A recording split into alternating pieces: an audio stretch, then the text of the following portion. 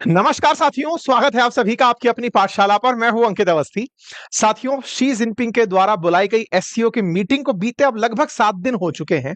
प्रधानमंत्री मोदी का जाना हो, पुतिन का जाना हो, या फिर शहबाज शरीफ, किम जोंग उन, तमाम वो लीडर्स जो इन दिनों चीन की यात्रा पर थे, उनके हर दिन कोई ना कोई किस्से, चाहे अमेरिकी प्रतिक्रिया के रूप में हो, भारत की प्रतिक्रिया के रूप में हो, चर्चाओं में बने हुए हैं। लेकिन इन सबसे ज्यादा इंटरेस्टिंग इन दिनों एक चर्चा बनी हुई है, और वो ये कि पुतिन और शी जिनपिंग का माइक खुला रह गया था।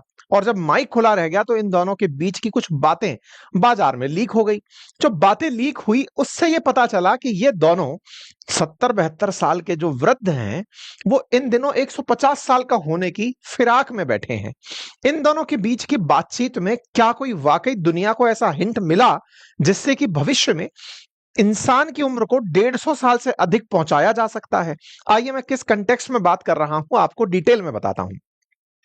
शी जिनपिंग और पुतिन की ये जो आप वार्ता होते हुए तस्वीर देख रहे हैं, ये तस्वीर असल में एससीओ के अंदर की है। एससीओ के बाद ही चीन ने अपने यहां पर एक विक्ट्री डे परेड रखी थी।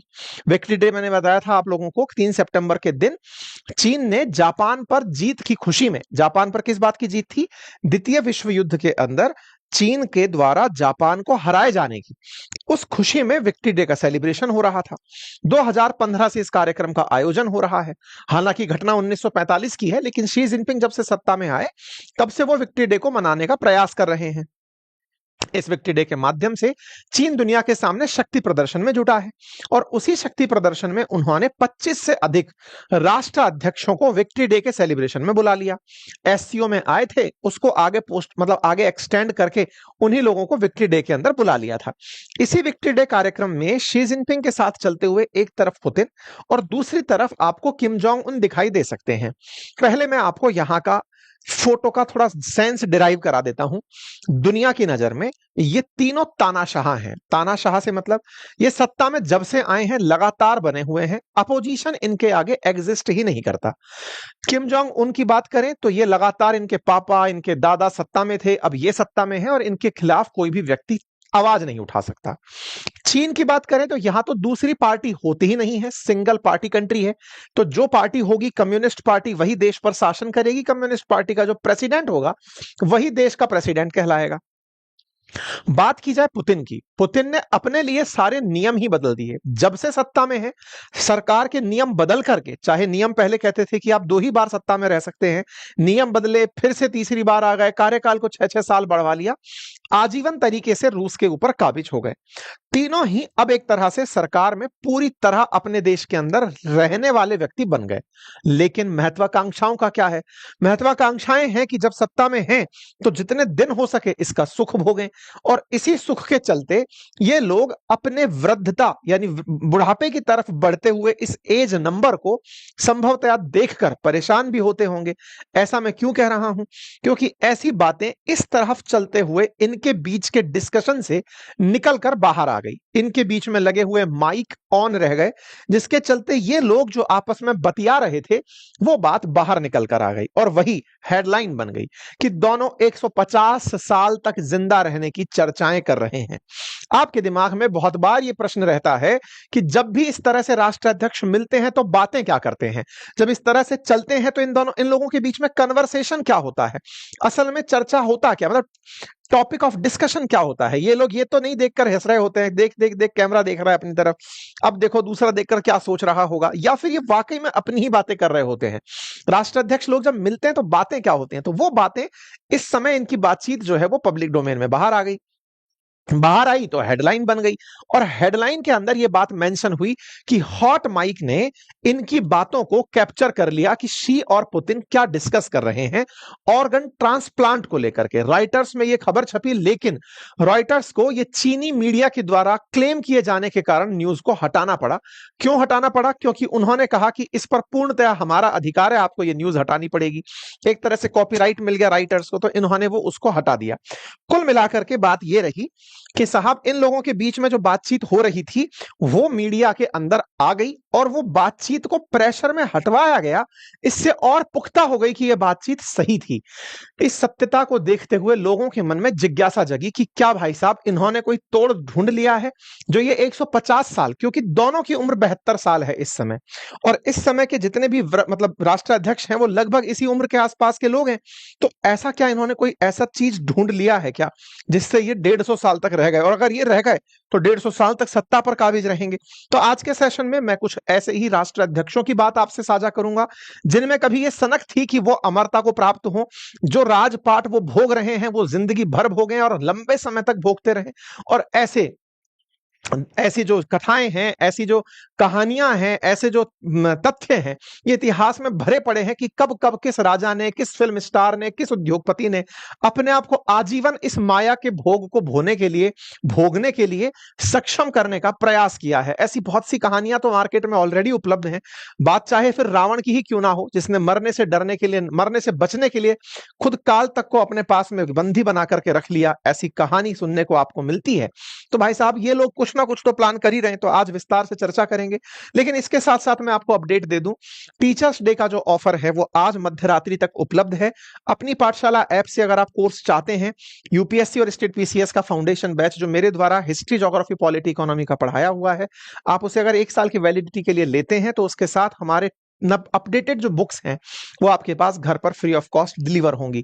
साथ ही साथ में टीचर्स डे पर बातें बाजार की जो हमारा ऐप है उस पर म्यूचुअल फंड्स का या स्टॉक मार्केट का जो ट्रेडिंग का कोर्स है वो आपको 30% डिस्काउंट के साथ ऑफर किया जा रहा है, आप उसे एक्सेस कर सकते हैं। ऑफर मध्य रात्रि तक उपलब्ध है। तो मेरे प्यारे साथियों, विक्ट्री डे परेड के अंदर ये लोग आपस में बातें कर रहे थे। बातें क्या कर रहे थे? शी जिनपिंग कहते हैं कि पहले लोग 70 साल से ज्यादा नहीं जी पाते थे, आज 70 की उम्र में भी मानो आप बच्चे की तरह हो। तो पुतिन तो ऑलरेडी बच्चा बन के जीते ही हैं। पुतिन ने कहा हाँ हाँ, बायोटेक्नोलॉजी के साथ और अंगों के अनगिनत बार बदल जाने से माना जा रहा है कि लोग तो अब अमर भी हो सकते हैं। अब साहब ये अमरता की कहानी क्या है? भाई हमारे शरीर में जब वृद्ध होने की तरफ आप बढ़ते हैं तो शरीर के विभिन्न अंग, फिर चाहे लीवर हो, किडनी हो, हार्ट हो, ये सब अपने अपने समय के साथ एजिंग इफेक्ट में ढल रहे होते हैं। इनकी एफिशिएंसी घट रही होती है। हार्ट की एफिशिएंसी घटते घटते लगातार कम कम होती चली जाती है कि अब इतना % ही हार्ट काम कर रहा है, या इतना % ही किडनी काम कर रही है, इतना % लीवर काम कर रहा है। लेकिन बायोटेक्नोलॉजी के युग में इन अंगों को बदल करके, यानी कि बायोलॉजी विद टेक्नोलॉजी, अगर आप अंगों को रिप्लेस करते चले जाएं और रिप्लेस हुए अंग आपके शरीर में फिर से आपको नया जीवन देने की तैयारी करें, क्योंकि अल्टीमेटली हार्ट में ब्लॉकेज है, हार्ट काम नहीं कर रहा है। आपने नया हार्ट लगा दिया, आप फिर से 15-20 साल के एक्सटेंडेड लाइफ में आ गए कि अब हार्ट की चिंता नहीं है। ये बिल्कुल वैसे ही है जैसे आप अपनी कार को कई बार सर्विस कराने लेकर जाते हैं, सामने वाले ने कहा साहब इंजन ही खराब है, बोले नया इंजन रख दे, फिर तो ढांचा पुराना है, फर्क क्या पड़ रहा है, इंजन नया है, गाड़ी बढ़िया से चलती जा रही है। एग्जैक्टली वैसे ही इन लोगों ने चर्चा में यह लिया कि बायोटेक्नोलॉजी की वजह से शरीर के अंग बदलते चले जाओ, जिंदगी बढ़िया से कट जाती है। शी जिनपिंग बोलते हैं कुछ लोगों का अनुमान है कि इस सदी में लोग 150 साल तक जी सकते हैं। अच्छा, जब राष्ट्राध्यक्ष लेवल इस लेवल पर बात कर रहे हो कि भाई 150 साल तक जिया जा सकता है, पता है आपको, दूसरा भी बोल रहा है हाँ मैं जानता हूं इस बात को, इसका मतलब दोनों में भी तो मंशा यही होगी कि हम 72 साल के हैं तो हम कितने साल तक जी सकते हैं, और अगर लोग मानते हैं कि 150 साल तक जिया जा सकता है तो फिर हम क्यों नहीं जी सकते। यह बात इन लोगों के बीच में हो रही थी, और यह बात कुछ इस तरह से चलते समय हो रही थी। यहां पर यह बात निकल कर आती है, शी मंदारिन भाषा में बोलते हैं, उनका ट्रांसलेटर उसे अंग्रेजी में कन्वर्ट करके रशियन प्रेसिडेंट को सुना रहा होता है। रशियन प्रेसिडेंट अपनी भाषा में बोलते हैं, फिर ट्रांसलेटर कन्वर्ट करके सुना रहा होता है, और इनके बीच की जो आवाज है ये मीडिया में कैप्चर हो रही होती है। मीडिया बहुत दूर खड़ा होता है, इन्हें उम्मीद नहीं होती है कि ये बात कैप्चर हो जाएगी। देखिए आजकल बहुत उन्नत किस्म के माइक आ गए हैं, लिप की जो चलने के जो वो है उससे भी वो लिपसिंग से पता लगा लेते हैं कि आप बोल क्या रहे हैं। अब तो दूर दूर से माइक कैमरे की आवाज को कैप्चर कर ले रहे हैं। इनके ऊपर जो फोकस्ड कैमरा था उसने ये बात निकाल ली, और उस समय जो लाइव टेलीकास्ट हो रहा था वो इसी आवाज को ट्रांसलेट करने लगा, जिसमें शी जिनपिंग का कहना कि पहले लोग 70 साल तक हद जीते थे, आजकल 150 साल जीने लगे हैं, ह्यूमन अंग जो है वो लगातार ट्रांसप्लांट हो रहे हैं, पुतिन इसमें हाँ में हाँ मिला रहे हैं, बिल्कुल सही कह रहे हो, बायोटेक ने ऐसा कर लिया है। ये बात जैसे ही आई सुर्खियां बन गई। सुर्खियां क्यों बन गई? कि ये लो साहब, इनकी बात लीक हो गई। अब तो तानाशाह जो हैं, दुनिया के दो बड़े तानाशाह, ताइवान ने इसी तरह से इस बात को ट्वीट किया कि दो two dictators daydream about immortality. भाई अब हमको जीना है, हमको अमरता का वरदान प्राप्त करना है। बोले ये लोग इस तरह की चर्चाएं कर रहे हैं। तो अब सवाल यह आता है कि इन दोनों के बीच की चर्चा में केवल केवल भाई चल रहे हैं तो चलते चलते कुछ भी बतिया लिए, कि कुछ प्रासंगिकता भी है? प्रासंगिकता है। क्यों? क्योंकि दोनों की जो उम्र है उसके साथ साथ इनके द्वारा पिछले समय में की गई जो क्रियाएं हैं, क्रियाओं से मतलब इन्होंने क्या वाकई में कुछ ऐसे फैसले लिए हैं इन दिनों? क्या इन्होंने वाकई में अपने देश में रिसर्च में या बायोटेक्नोलॉजी में या इमॉर्टेलिटी को लेकर के कोई रिसर्च को फंड किया है क्या? तो आइए मैं आपको इनके बारे में थोड़ी जानकारी देता हूं। लेकिन इससे पहले मैं आपको यह बता दूं कि इंसान में जो जीवन है उसके लिए टीलोमर्स के बारे में हमने पहले भी एक बार कंसेप्ट डिस्कस किया था कि हमारे जो जीन्स हैं, हमारे जो गुणसूत्र हैं, उस पर जो लगे हुए जीन्स हैं वो जिम्मेदार होते हैं हमारी एज कितनी होगी। उसके अंदर एंड पॉइंट्स है टीलोमर्स के रूप में, वो डिके होने लगते हैं, व्यक्ति खत्म होने लगता है। रिसर्च दुनिया में इस बात को लेकर हमेशा रही है कि इंसान आफ्टर ऑल बूढ़ा होता ही क्यों है। अंग जब हमारे पास, सब आपके पास सारी सुविधाएं हैं, जैसे आप कह रहे हैं ना मेरी नई गाड़ी है, गाड़ी के अंदर मैंने सारी सर्विस मेंटेनेंस सब कराया, फिर भी खराब गाड़ी क्यों होती जा रही है? जब मैं सब कारण व्यक्ति के अंदर एक जिज्ञासु उसे बनाता चला जाता है कि अल्टीमेटली जब मैं सब तरह की सुविधाओं से युक्त हूं, सब कुछ पावर मेरे पास है, विज्ञान मेरे पास है, दुनिया की उन्नत तकनीकी मेरे पास है, उसके बावजूद भी हम बूढ़े क्यों हो रहे हैं? तो यह जिज्ञासा इन नेताओं में भी रहती है, हमेशा से रही है। जो व्यक्ति सत्ता को हमेशा अपना अधिकार मानता है उसमें कुछ ज्यादा प्रबलता से ये देखने को मिलती है। तो पुतिन और शी जिनपिंग ऐसा क्या कर रहे हैं? तो इसके बारे में मीडिया रिपोर्ट्स बताती हैं कि पुतिन लाल हिरण का खून पीते हैं और उनकी डॉक्टर बेटी है जो कि उम्र बढ़ाने के बारे में ही रिसर्च कर रही है। बकायदा पुतिन के द्वारा एक प्रोजेक्ट जिसका नाम न्यू हेल्थ प्रिजर्वेशन टेक्नोलॉजीज रखा गया है। इस प्रोजेक्ट को 2030 तक 1.75 लाख लोगों को मरने से बचाने का लक्ष्य दिया गया है, जिसमें यह पता चलता है कि पुतिन अपने करीबी हैं एक मिखाइल कोवालचुक नाम के जो व्यक्ति हैं उनसे बोलते हैं कि आप अमरता पर रिसर्च कीजिए। अब आप कोवालचुक क्या कर रहे हैं? वो ऑर्गन प्रिंटिंग टेक्नोलॉजी पर काम कर रहे हैं। अब ये ऑर्गन प्रिंटिंग टेक्नोलॉजी क्या है भाई? ऑर्गन को प्रिंट निकाल कर, क्या 2D में प्रिंट निकाल कर। अब अच्छा 2D 3D क्या है? जैसे एक पेज है, मान लीजिए कि ये खाली पेपर मेरे पास में रखा हुआ है, एक पेज है जैसे मान लीजिए मेरे पास, ये पेज आपके सामने लंबाई चौड़ाई में तो है, मोटाई में नहीं है, मतलब थिकनेस इसकी बहुत कम है। दो ही डायमेंशंस में इसकी बता सकता हूं, मतलब चौड़ाई बता सकता हूं, लंबाई बता सकता हूं, मोटाई नहीं बता सकता। 3 विमाएं मैं इसके बारे में आपसे डिस्कस नहीं कर पा रहा हूं, तो यानी कि 2 डायमेंशंस में ही बात हो रही है। लेकिन अगर मैं आपको इसके बारे में मोटाई का भी जिक्र करने लगूं कि ये पेज इतना मोटा है, यानी कि 3 डायमेंशंस में अगर इसकी बात करने लगूं तो वो 3D हो गया आसान भाषा में। अब अगर मैं 2D की बात करता हूं तो प्रिंटिंग मशीन में अगर मैं इस कागज को डालूं तो ये कागज वैसा की वैसा ही एक और प्रिंट निकाल देगा।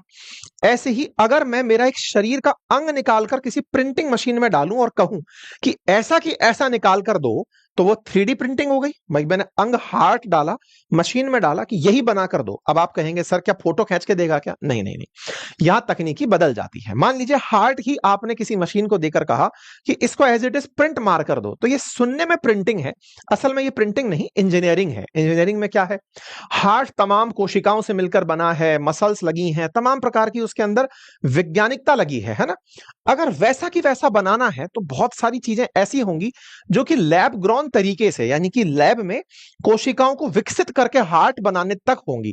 लेकिन हां, जैसा हार्ट है वैसा की वैसा बना दिया, इसलिए इस शब्द को प्रिंटिंग बोला गया है। आजकल 3D प्रिंटिंग से घर भी बनाए जा रहे हैं, लेकिन इसका मतलब यह नहीं है कि घर बनाने के लिए प्रिंटिंग प्रेस को काम दिया गया है। नहीं, मशीनें हैं जिनमें कमांड दी गई, मसाला जितना भी मटेरियल है, पत्थर मतलब गारा, जो भी चूना, जो भी डालना है वो उसमें डाल दिया। मशीन ने उस ढांचे को एक ही बार में सिंगल कमांड से बना दिया।